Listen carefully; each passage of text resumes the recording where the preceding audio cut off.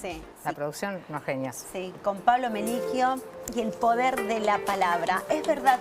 Vos sabés que cuando hoy hablábamos de Ro y hacíamos esta introducción que también le vamos a preguntar a Pablo, a veces cómo controlar eso, ¿no? Porque uno cuando dice las cosas hay que ver de qué forma, de qué manera el impulso te lleva a que si vos decís las cosas. Viste que hay muchas personas que dicen, yo prefiero ser frontal, pero a veces lo frontal no significa que sea la mejor manera. Claro. Por ahí no evaluamos el daño colateral, pero porque tenemos la necesidad de ser honestos también. Sí.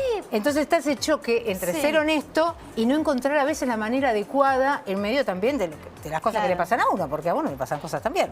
Todo el tiempo, todo el tiempo. ¿Ya lo tenemos a Pablo? ¿Ya está Pablo Melicchio? Ahí Mira, está. ahí apareció Pablo Melicchio. Qué temazo, Pablito, ¿eh?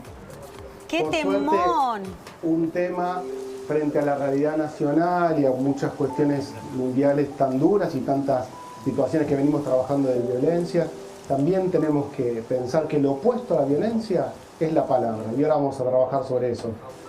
Claro, porque muchas veces, no sé si es la vorágine, si es la cotidianidad de todos los días, que no encontramos muchas veces en nuestras relaciones las palabras. Nos cuesta comunicar, nos cuesta, pero no sabemos si es por los nervios, por la presión que uno vive en el día a día. A veces no encontramos la mejor forma, la gente tiene menos paciencia. También.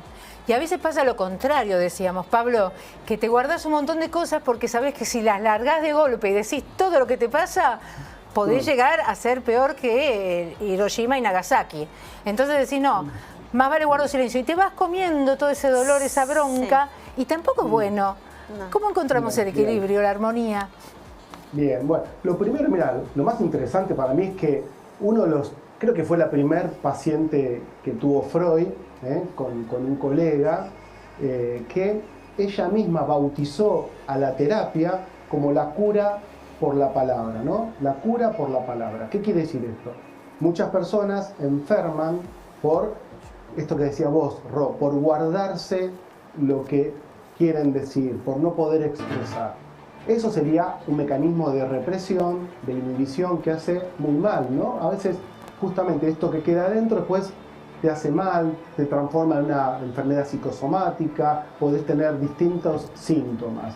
Porque hay que entender claramente que la palabra es energía, la palabra es una herramienta. Somos seres simbólicos y por sobre todas las cuestiones la herramienta fundamental que tenemos como seres humanos es la comunicación. Y la comunicación es la palabra, los silencios, las expresiones corporales también.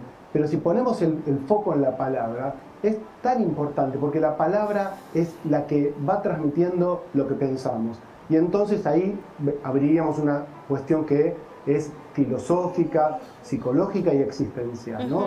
Que es que a veces somos esclavos, ¿no es cierto?, de lo que decimos, pero también somos dueños de lo que pensamos. Entonces, ¿qué quiere decir esto? Que tenemos siempre el tiempo para pensar lo que vamos a decir. No hay que ser impulsivos cuando hablamos. También tenemos esa capacidad de hacer silencios, que nos cuesta mucho. Hay que adiestrar esa capacidad de silencio para seguir pensando lo que quiero decir. Y después decir lo que quiero, ¿no es cierto? Que es difícil. Y Pablo, ¿el miedo condiciona?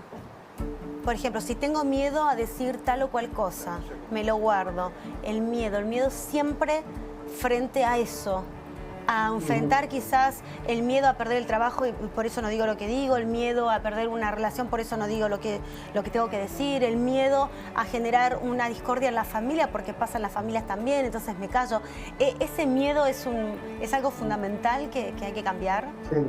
Sí, pero no olvides que el miedo te hace huir o te paraliza. Entonces, si vos tenés una necesidad de expresarle a tu pareja o a una compañera de trabajo, o a una jefa o un jefe, algo que querés decir, pero tenés miedo a su reacción, eso va a hacer que vos te sientas inhibida, ¿no? Lo que hay que trabajar en todo caso es el bien decir, ¿no? Y cuándo decir y cómo decir. Y para eso te puedes tomar un tiempo, porque no hay ningún apuro, salvo que alguien te quiera apurar y eso es violencia. Pero siempre tenés la posibilidad de decirle a la otra persona, si te está apurando, decirle, mira, quiero pensar esto que me estás proponiendo, quiero pensar lo que te voy a responder, lo que te voy a decir. Es muy bueno lo que estás diciendo, Pablo, porque la comunicación, en la comunicación tiene que haber feedback. Y si no, no hay retroalimentación o devolución de la contraparte, claro, no se completa el proceso de comunicación, el diagrama de comunicación.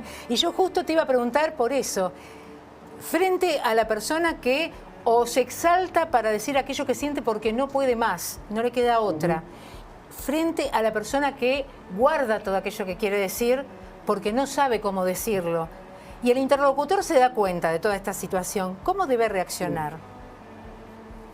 Lo que pasa es que Ro trae un tema sumamente interesante que es la reciprocidad, el interlocutor. A veces pasa que uno dice la comprensión. Uno dice algo y el otro entiende otra cosa. Lacan, que trabaja mucho, el psicoanalista francés trabaja mucho los efectos de la palabra. Él decía que él sabía qué le decía a los pacientes, pero no lo que los pacientes se llevaban, ¿no? Así que me parece que es muy interesante. Entonces ahí recuperar la palabra, porque yo a lo mejor te digo a vos, Ro o Vero, les digo una cosa y después me dice, vos me dijiste tal otra. Bueno, ahí podemos decir, no, mira, yo te dije esto, o por lo menos sentí que te quería decir esto. Claro. Lo importante es que cuando hay fallan, la comunicación es fallida, porque entre lo que digo y lo que entendés puede haber un ruido, pero si es muy importante lo que estamos trabajando, a ese ruido hay que convertirlo en sonido. ¿Y cómo se lo convierte en sonido?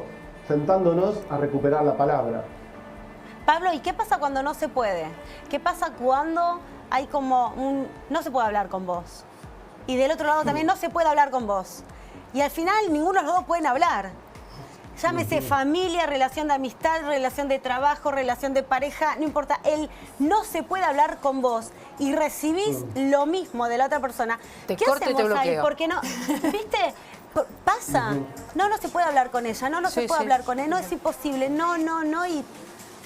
Bueno, ahí ya te están anulando. Si yo te digo, Vero, con vos no puedo hablar, ya estoy cerrando la posibilidad de la comunicación.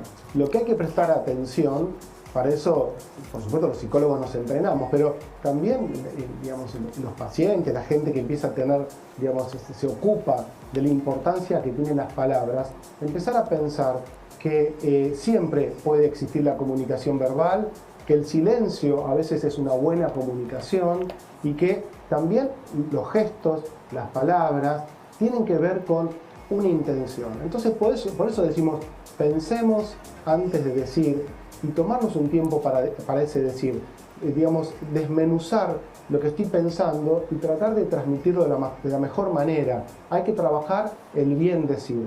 El bien decir tiene efectos, siempre. Claro, y la comunicación es como la base en todos los ámbitos. Pero estamos un poco mal con el tema del valor de la palabra. Sí. A mí me parece, Pablo, que hay una situación crítica respecto del valor de la palabra.